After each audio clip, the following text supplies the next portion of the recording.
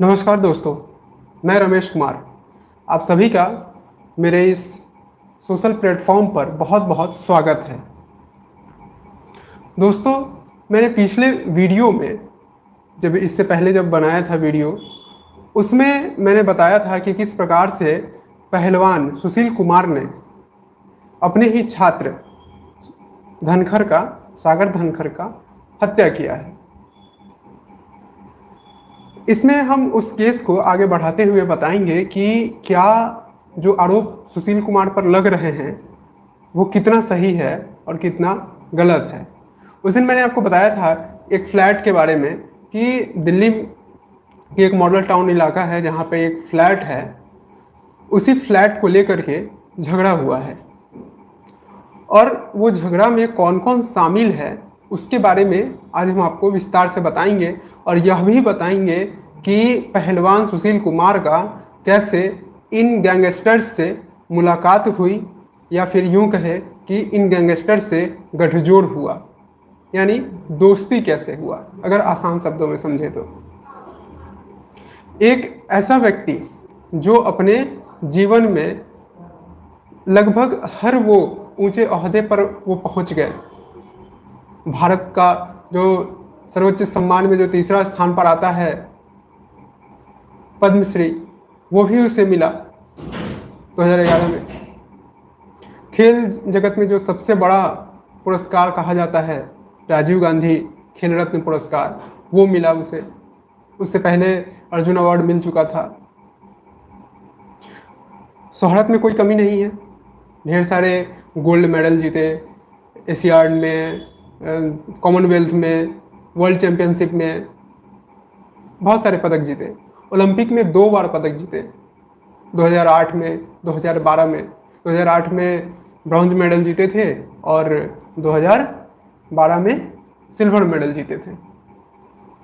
यही वो व्यक्ति थे जो केडी यादव के बाद, इतने सालों के बाद, लगभग 50 साल के बाद, 52 साल के बाद इन्होंने पदक दिलाया था भारत को रेसलिंग में। इन्हें भारत सरकार भी ढेर सारे पुरस्कारों से नवाजा भी है। इन्होंने देश के लिए इतना कुछ किया है, देश का नाम गर्व से ऊंचा किया है, इसलिए भारत सरकार ने भी इन्हें ढेर सारा इनाम भी दिया है। ये इनको पैसे की भी कमी तो नहीं कह सकते हैं, क्योंकि ये रेसलिंग से तो ऐसे पैसे कमा ही रहे थे। फिर ढेर सारे जो एड्स वगैरह आते थे उससे पैसे कमाते थे। फिर उसके बाद इनका साइड का अपना बिजनेस भी चलता था, उससे पैसा कमाते थे। फिर उसके बाद नॉर्दर्न रेलवे में इनको मैनेजर का पोस्ट दिया गया था साउदर्न में। तो उसके बाद फिर दिल्ली सरकार में भी देखें तो इनको ओएसडी का पद दिया गया था। तो रेलवे में तो इन्हें सस्पेंड कर दिया गया है, लेकिन दिल्ली में अभी तक ऐसा कुछ नहीं हुआ है कि सरकार ने उन्हें निलंबित किया हो या फिर कुछ एक्शन लिया हो।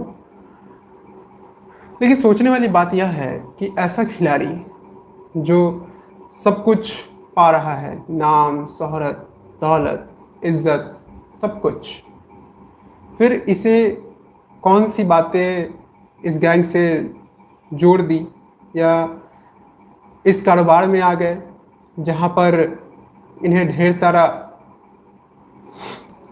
ऐसे गैंगस्टर से दोस्ती हो गया जहां पर कहा जाए कि जो माफिया दुनिया में बहुत ही ऊंचे लेवल का कह सकते हैं कि पुलिस उसकी खोज कर रही है, ऐसे ऐसे लोगों से इनकी दोस्ती बढ़ गई। तो वो सभी बातें करेंगे कि इनकी कौन कौन से गैंगस्टर से दोस्ती हुई और कैसे हुई, किसने सबसे पहले इन्हें गैंगस्टर से दोस्ती करवाया, उन सभी पहलुओं पर बात करेंगे। लेकिन खबर ये आ रही है कि उस दिन मैंने आपको बताया था कि किराया न चुका पाने के कारण इसने अपने छात्र यानी सागर धनखड़ का बेरहमी से पीटा, जिसके पीटने के कारण ही सागर को इतना पीटा गया था कि सर से लेकर के पीठ से लेकर के सब जगह जख्मी कर दिया गया था। और पोस्टमार्टम रिपोर्ट तो आ गई है, उसमें ये कहा गया है कि धारदार हथियार से उसे मारा और पीटा गया है। उसके अगर जख्म की बात कर ले,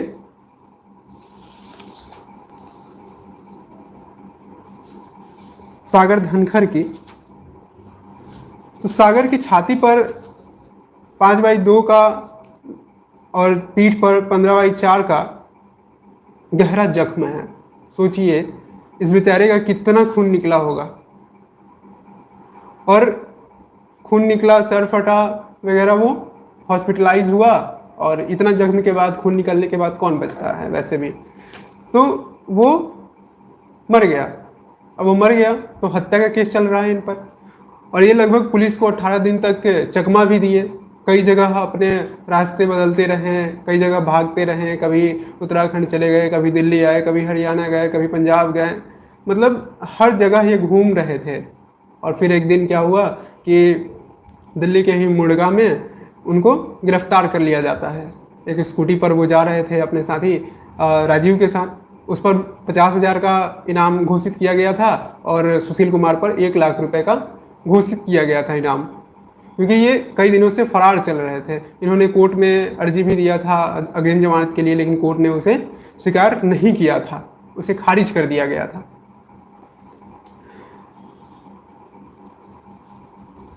तो एक चीज़ हम आपको बताना चाहते हैं कि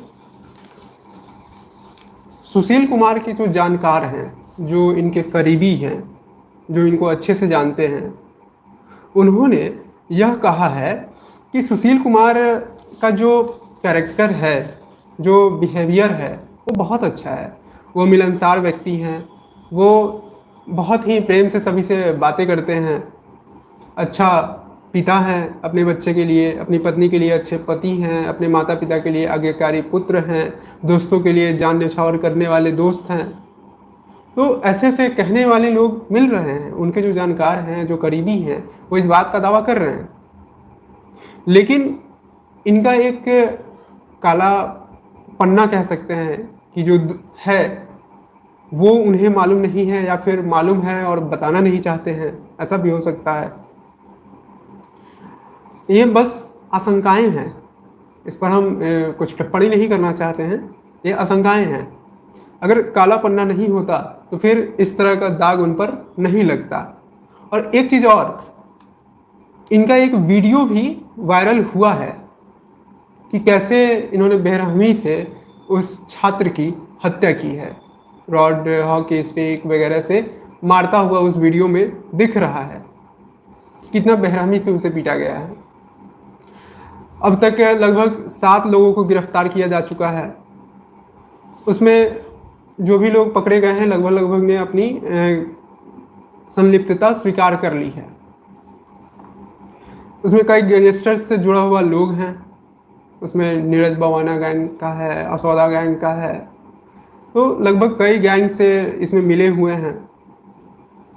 इसमें एक चीज़ और है कि जब सुशील कुमार की गिरफ्तारी हुई थी तो पहले दिन उन्होंने कुछ खाया पिया नहीं था। वो जब उन्हें खाना दिया गया था तो वो खा पी नहीं रहे थे, बस फर्श पर बैठ करके रो रहे थे, और जो उनका साथी था वो रोया नहीं, बस वो बैठा रहा ऐसे ही शांत। अब बात यहाँ ये है कि रोना और न रोना वो अलग बात हो जाती है, अलग मैटर है। उन्हें उनकी गलती का एहसास है या नहीं, यह बड़ी बात होनी चाहिए। और उस दिन ये कहा जा रहा था कि हाँ, उन्हें ऐसा लग रहा है कि उन्होंने गलती कर दी है, कि अच्छा भला जीवन जो चल रहा था उसे बर्बाद कर लिया एक तरह से।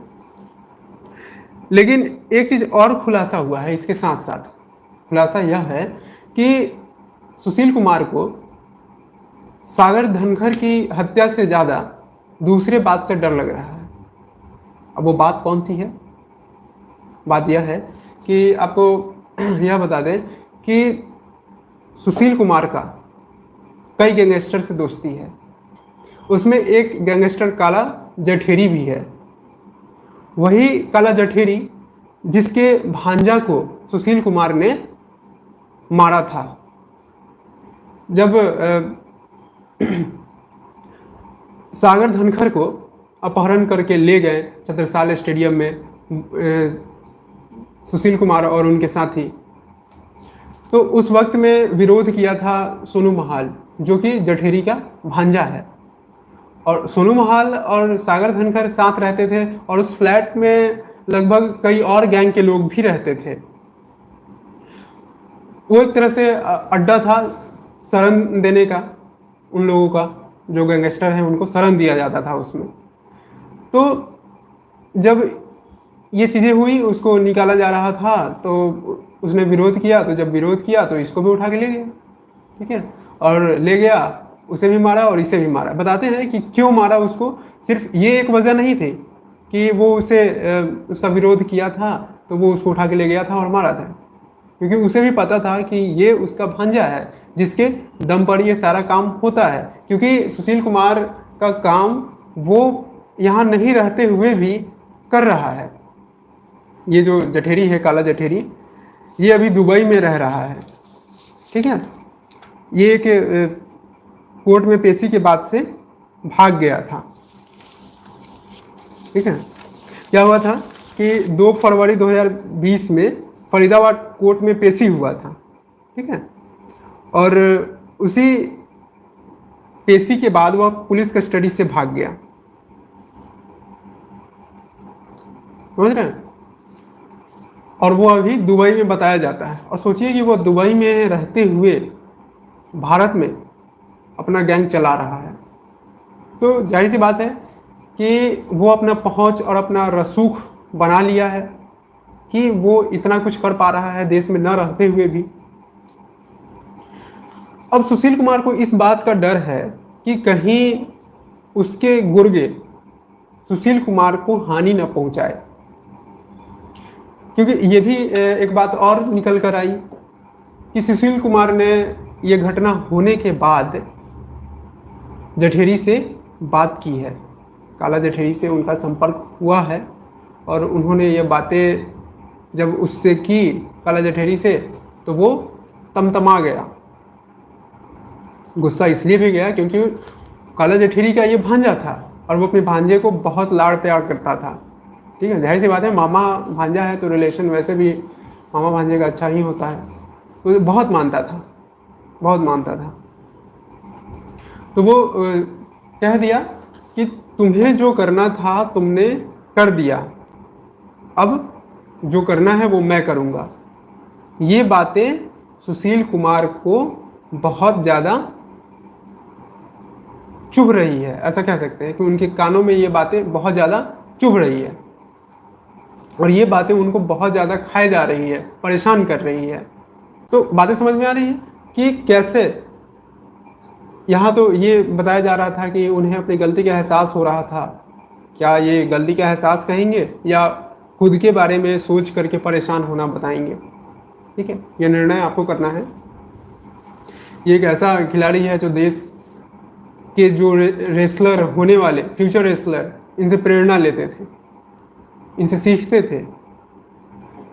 अब बजरंग पुनिया देख लीजिए या फिर और भी 2-3 और नाम है, 2-3 नाम क्या, ढेर सारे नाम हैं जो इनसे प्रेरणा लेकर के खेलते हैं या खेल शुरू करते हैं। टोक्यो में ये गए थे बजरंग पुनिया वगैरह, तो छत्रसाल स्टेडियम में ही वो लोग भी प्रैक्टिस करते थे। और भी बताएंगे, अभी ये चीज़ें बता देते हैं, फिर और भी चीज़ें हम बताएंगे आपको बारी बारी से। ये सुशील कुमार लगभग कई सारे गैंगस्टर से दोस्ती कर लिए। एक से अगर रहता तो एक की बात वो सुनते, क्योंकि इनका अपना वर्चस्व भी फैलाना था, ठीक है। तो सबसे पहले शुरू करते हैं कि इनकी दोस्ती कैसे शुरू हुई, ठीक है। उसके बाद बारी बारी से फिर और चीज़ें हम आपको बताएंगे क्रमबद्ध।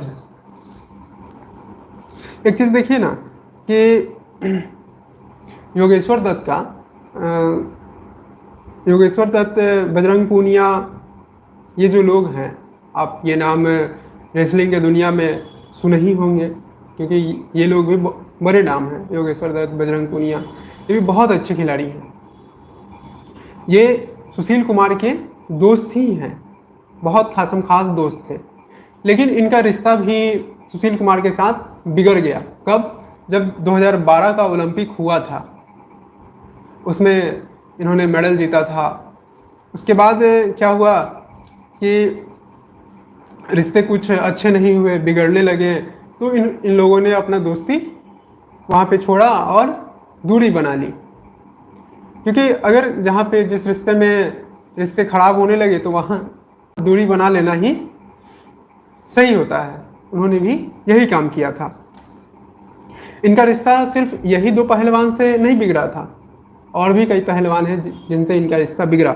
एक जितेंद्र नाम सुना होगा आपने, प्रवीण राणा का नाम तो आपने सुना ही होगा कि उनके साथ मारपीट भी हुआ था स्टेडियम में, जो कि आपको पिछले वीडियो में भी बताए थे। अगर नहीं देखे होंगे तो पिछला वीडियो आप जा करके देख लीजिए, वहाँ पे मैंने पूरी कहानी बताई है सुशील कुमार की, कि उनको कैसे मेडल वगैरह मिला है, उनकी उपलब्धियाँ क्या हैं, और फिर इस विवाद का शुरुआत कहाँ से हुआ, कौन कौन से लिंक थे, ये सारे चीज़ मैंने वहाँ भी समझाया है और इसमें मैं उससे आगे बता रहा हूँ। ठीक है, तो वहाँ भी मैंने प्रवीण राणा का नाम लिया था। ठीक है, तो प्रवीण राणा से भी इनकी बात बंद हो गई, जितेंद्र से भी बंद हो गई। और इसके बाद क्या हुआ कि एक चीज़ है कि जब ये फर्स्ट टाइम छत्रसाल स्टेडियम आए थे कुश्ती के लिए, तो उस समय इनको ट्रेनिंग दिया करता था जो कोच थे, वो यशवीर और रामफल, वही इनको दिया करते थे ट्रेनिंग। उसके बाद महाबली सतपाल उनको संवारे, जिसके बाद इन्होंने 2008 में ब्रॉन्ज मेडल जीता था। भारत को इतने साल बाद पदक जितवाया था। फिर उसके बाद क्या हुआ, जब इन सभी दोस्तों से, इनकी पहलवानों से रिश्ते खराब शुरू होना हो गया। ठीक है, बातचीत होनी बंद हो गई। फिर उसके बाद ये जो कोच सिखाए हुए थे, इनको ट्रेनिंग देते थे, रामफल, उनसे भी इनके रिश्ते गड़बड़ हो गए। ठीक है, फिर उन्होंने छत्रसाल स्टेडियम ही छोड़ दिया। अब सोचिए कि कितना मनमुटाव हुआ होगा, कौन सी बात हुई होगी जिसके कारण उन्होंने स्टेडियम का ही परित्याग कर दिया, छोड़ दिया, चले गए।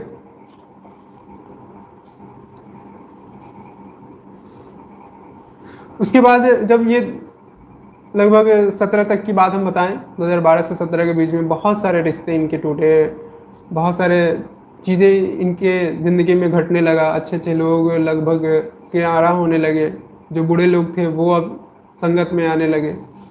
तो जाहिर सी बात है, बुरे दोस्त आपके जीवन में आएंगे तो अच्छे लोग जाहिर सी बात है वो हट जाएंगे। तो वही चीज़ें इनके साथ भी होने लगा। 2016 के बाद से इनकी जो दोस्ती थी गैंगस्टरों से होने लगी। इसलिए आप देखेंगे 2016 में ये ओलंपिक का वो टिकट भी, कोटा भी हासिल नहीं कर पाए थे। ठीक है, उसके बाद इनका परफॉर्मेंस का ग्राफ गिरने लगा। 2018 में जो इन्होंने गोल्ड कोस्ट में जीता था गोल्ड मेडल, उसके बाद से एक भी पदक इन्होंने नहीं जीता है। तो अब परफॉर्मेंस अच्छा होगा ही नहीं तो कैसे जीतेंगे? सारे मैच उसके बाद हारते चले गए, नहीं जीत पाए, क्योंकि इनका जो ध्यान था वो ट्रेनिंग से ज़्यादा वसूली पर जाता था। जी हाँ, आप सही सुन रहे हैं, वसूली। इनका ज़्यादातर काम चलता था वसूली का। ज़्यादातर पहलवान का देखिए ना क्या काम है अभी के समय में।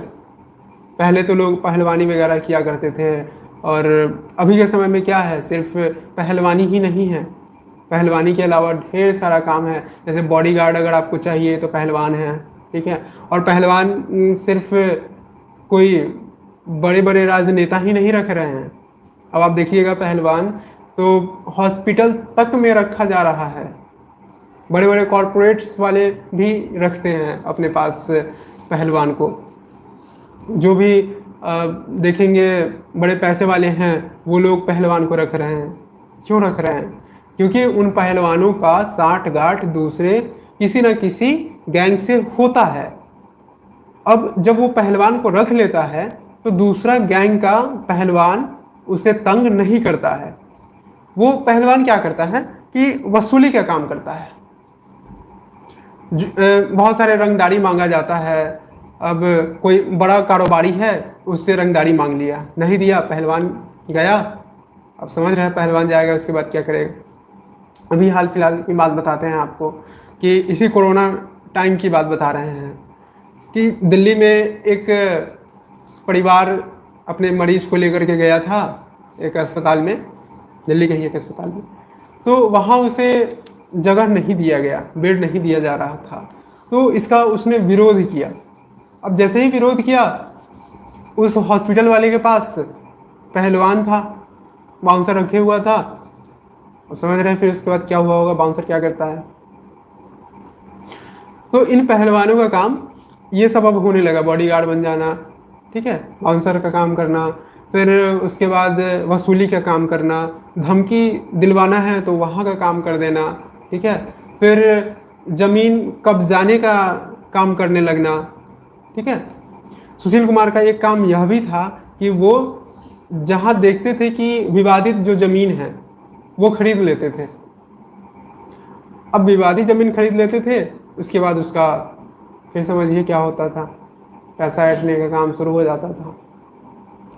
फिर कई बार ये भी होता था, जैसे दिल्ली और हरियाणा के पास में जो ज़मीन सब है वो उसका दाम अब बढ़ रहा है धीरे धीरे। गुरुग्राम साइड वगैरह का देखिएगा तो ज़मीन का दाम बढ़ रहा है। तो ये वैसे ज़मीनों को हथिया लेते हैं, ठीक है। और हथियाने के बाद क्या होता है कि जब उस ज़मीन के मालिक को पता चलता है कि हमारा ज़मीन को हथिया लिया गया है, उसे छुड़वाने जब की बात आती है तो ये लोग उसके बदले में लाखों लाखों रुपए ऐंठते हैं। अब सोचिए ज़मीन था किसी और का, कब्जा इन्होंने कर लिया, जब वो फिर से ज़मीन के लिए कहा तो फिर उसे पैसा देना पड़ रहा है, ठीक है, कितना गलत बात है। तो इस तरह का धंधा हो रहा है। बहुत सारे मर्डर वगैरह भी हुए हैं। अभी एक कांग्रेस के विधायक था, उसको रंगदारी के नहीं देने के मामले में उसको गोलियों से भून दिया गया। एक डॉक्टर हैं, उनसे रंगदारी मांगा गया। एक कारोबारी हैं, उससे रंगदारी मांगा गया। मतलब क्या नाम बताएं कि किससे मांगा गया, नहीं मांगा गया। ऐसे ढेर एग्जाम्पल हैं। एक कॉरपोरेटर है, उससे मांगा गया।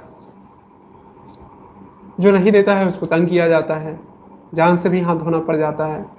इसलिए कई लोगों की मजबूरी होती है कि वो बाउंसर रखें, पहलवानों को रखें। इसलिए रखें क्योंकि दूसरे गैंग के लोग उसे परेशान ना करें। तो इन पहलवानों की कमाई लाखों में नहीं करोड़ों में होती है। तो दिल्ली में ही एक विधायक हुआ करते थे, रामवीर शौकीन। ये दिल्ली के मुंडका से विधायक थे, निर्दलीय। वो भी गैंगस्टर से ही ताल्लुक़ रखते हैं। ये एक बार क्या हुआ था कि पुलिस हिरासत से ही भाग गए थे। फिर उसके बाद इन्हें अभी 2 साल पहले ही जेल में बंद है, तब से अभी वो उन्हीं से इनकी मुलाकात हुई थी। ये जो रामवीर शौकीन हैं, इनसे सबसे पहले मुलाकात हुई सुशील कुमार की। रामवीर शौकीन जो है वो नीरज बवाना का मामा है, ठीक है। वो जो जठेरी है वो हरियाणा का गैंगस्टर है, और ये जो नीरज बवाना है ये दिल्ली में गैंगस्टर का काम करता है। ठीक है, जब पता चला कि सुशील कुमार का दूसरे गैंग के साथ ताल्लुकात बढ़ रहे हैं, रिश्ते बढ़ रहे हैं, तो उसे ये चीज़ें नागवार गुजरी, अच्छा नहीं लगा उसे। ये जो फ्लैट था मॉडल टाउन में, उसमें कहा जा रहा है कि वो फ्लैट सुशील कुमार की पत्नी और उस गैंगस्टर का शेयर है, उसमें साझेदारी है। उसे बेचने की बात कही गई। सुशील कुमार को कहा गया कि उसे उस फ्लैट को बेच दिया जाए। सुशील कुमार ऐसा नहीं चाहते थे। उन्होंने आया और जो लोग उसमें रह रहे थे उसको खाली करने को कहा। इसमें सागर धनखड़ रह रहा था, फिर उसका जठेरी का भांजा भी रह रहा था। तो जठेरी के भांजा था तो उसको लगा कि मामा से ही जुड़ा हुआ है, तो ऐसा कुछ होगा नहीं। ये नहीं खाली किया था तो इसे मिलने को बुलाया, तो ये चला गया क्योंकि ये जान रहा था कि ये मामा के ही हैं लोग। लेकिन जब गया तो उसे बेरहमी से पीटा गया था, ये के कारण बताया जा रहा है।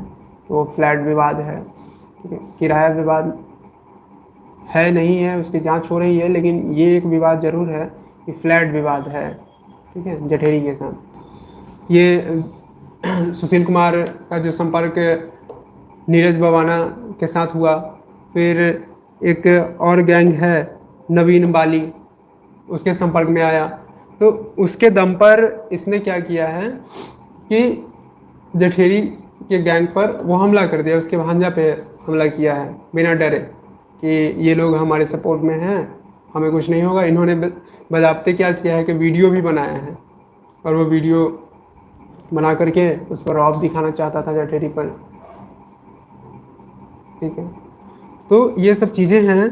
अब सोचिए कि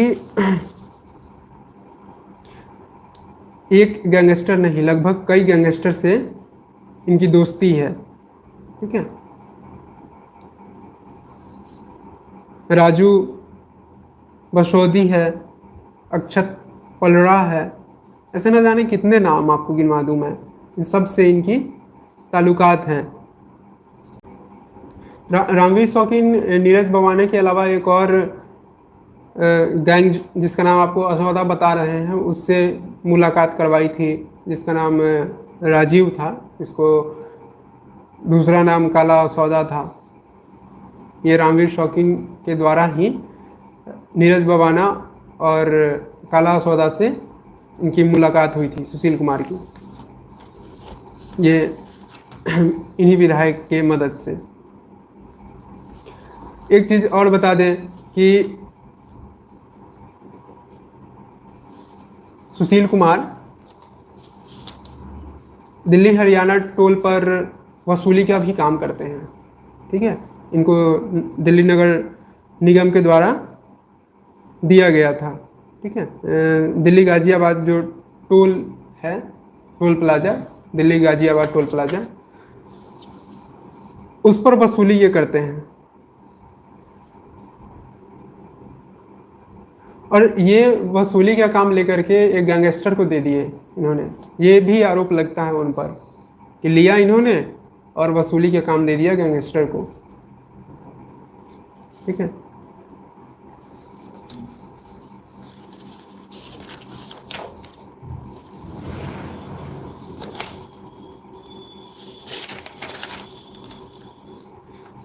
अब उसके बाद लास्ट में बस छोटी सी और बात है, थोड़ा और समय लेंगे आपका थोड़ा सा। ये जो रेसलिंग फेडरेशन ऑफ इंडिया है, इसकी शुरुआत 2019 में की गई थी। इसमें इनका कॉन्ट्रैक्ट है, एनुअल कॉन्ट्रैक्ट है सुशील कुमार का। इसमें इनको लगभग 30 लाख रुपए दिया जाता है। अब उसकी रिव्यू मीटिंग भी होने वाली है। पिछले साल ही हो जाती, वो हर एक साल पर रिव्यू मीटिंग होती है, लेकिन कोरोना के कारण पिछली बार नहीं हो पाई थी, लेकिन इस बार होगी। और हो सकता है, कयास लगाए जा रहे हैं कि उस लिस्ट से इनको बाहर का रास्ता दिखाया जा सकता है। अब उनसे जुड़े लोग ये कह रहे हैं कि ये सागर धनखड़ मामला नहीं है, वो हत्या मामला नहीं है कि इस कारण से इनको हटाया जा रहा है, बल्कि बात यह है कि इनका परफॉर्मेंस अच्छा नहीं है। जैसा कि आपको पहले ही बताया था कि 2018 के बाद से इनका परफॉर्मेंस अच्छा नहीं रहा है। जो गोल्ड कोस्ट में इन्होंने गोल्ड मेडल जीता था, उसके बाद से इनका परफॉर्मेंस पूरा ख़त्म है, गिरता गया है पूरा परफॉर्मेंस। तो इसलिए इनके परफॉर्मेंस को ध्यान में रखते हुए हो सकता है इनको बाहर का रास्ता दिखा दिया जाए। उसके बाद ये हैंडबॉल फेडरेशन के प्रेसिडेंट भी हैं, ठीक है, तो वहाँ से भी इनको निष्कासित किया जा सकता है अगर ये उसमें पाए जाते हैं संलिप्त हत्या में, तो ठीक है। वैसे अभी तक तो का सबूत तो यही कह रहा है कि उन्होंने हत्या में शामिल थे, सुशील कुमार हत्या में शामिल थे, क्योंकि वो वीडियो भी वायरल हुआ है। अब वो वीडियो कब का है, अब उसकी भी सत्यता जांचनी होगी कि ये वही छत्रसाल स्टेडियम का ही वीडियो है या फिर कहाँ का वीडियो है, ठीक है। लेकिन ऐसा है कि उसमें दिख रहा है कि सुशील कुमार उसे मार रहे हैं, बेरहमी से मार रहे हैं। तो चलिए, बहुत बहुत धन्यवाद आप लोगों का कि आप हमारे साथ इस संवाद में आए। मैं दोस्तों ये जो संवाद सीरीज है इसको बातचीत के तौर पर ही पेश कर रहा हूँ, इसलिए क्योंकि बहुत लोगों को किस्सा सुनने का बहुत दिलचस्पी होती है, वो किस्सा में ही रुचि रखते हैं, इसलिए हम किस्सा के तौर पर ही ये चीज़ें बता रहे हैं। आप इसे न्यूज़ के फॉर्म में भी देखते ही होंगे, हम न्यूज़ के फॉर्म में ही इसे लाने की कोशिश में थे, लेकिन फिर एक ध्यान गया हमारा कि नहीं, आजकल लोग किस्सा सुनने के बहुत शौकीन हैं, बहुत दिलचस्पी लेते हैं, तो हम क्यों ना इसे किस्सा के तौर पर ही सुनाएं, क्योंकि जो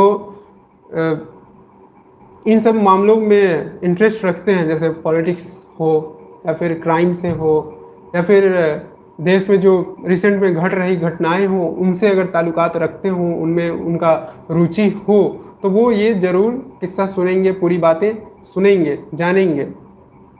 इसलिए मैं यह सीरीज़ लेकर के आ रहा हूँ और बस इतना कहूँगा कि अपना प्यार बनाए रखें, और अगर ये चीज़ें आपको अच्छी लग रही हैं, हमारा कार्य अगर आपको पसंद आ रहा है तो लाइक शेयर ज़रूर करें, सब्सक्राइब करें हमारे चैनल को, और अगर आपका कोई सुझाव है तो आप हमें दें।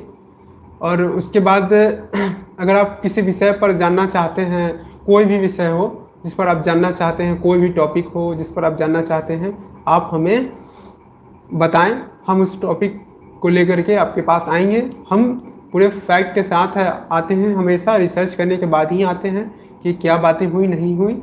विदाउट रिसर्च हम नहीं आएंगे और ना ही आपको बताएंगे कुछ, क्योंकि गलत इन्फॉर्मेशन हमें नहीं बतानी है। जब आप सही चीज़ें देखेंगे, सही चीज़ें सुनेंगे, तो आप सही निर्णय कर पाएंगे। चलिए, बहुत बहुत धन्यवाद।